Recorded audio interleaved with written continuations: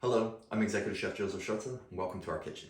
Today I'd like to share with you my recipe and procedure for making an amazing classical French sauce, Crème Anglaise. Crème Anglaise is rich, thin custard that can be used widely throughout a number of desserts, from cakes to pies to fruit and berries. It can even be served hot or cold. So join me now as I show you how I make this amazing sauce.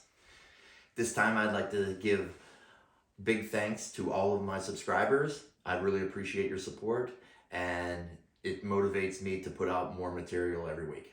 Thank you. If this is your first time stopping by, welcome. And if you've been here before and have not done so, please subscribe and hit that notification bell and be up to date with all the latest posts. Let's get cooking. Step one is to heat up our milk. I like to heat mine up over medium to medium high heat, and we're not looking to get it too hot. We just want hot enough to where steam begins to come off of the top of the milk. When that happens, remove it from the heat. Well, as the milk is coming up to temperature, I like to take a bowl and add my yolks and my vanilla. Let's go ahead and add our sugar. Let's add a pinch of salt, and then add your favorite whiskey. I happen to be using a J. Henry local whiskey from here up in Wisconsin. So let's go ahead and stir all this together. Now that that's incorporated, probably the most critical part of this process. My milk has come up to temperature, steam is coming off of it, so I'm going to go ahead and remove it from the heat. And what we're going to do now is temper the egg yolk into making the custard. So what I'll take is I take a little, about a tablespoon or two, and go ahead and gently pour some in. Go ahead and mix this together. And what you want to do is continue mixing this, and little by little you keep adding in more of the hot liquid.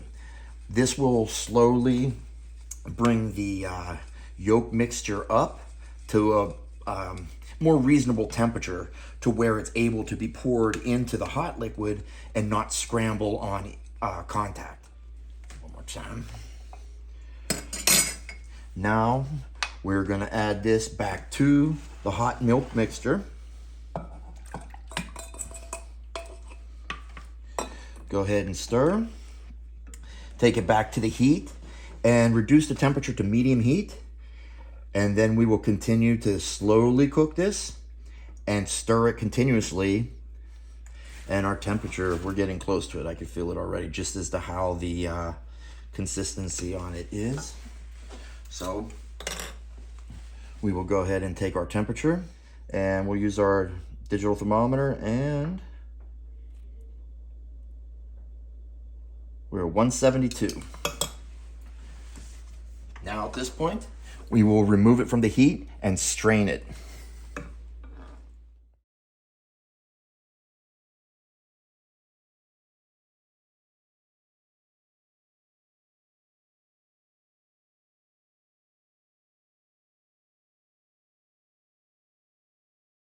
Well, there you have my corn whiskey crème anglaise. So easy to make. Under 20 minutes you could have everything done.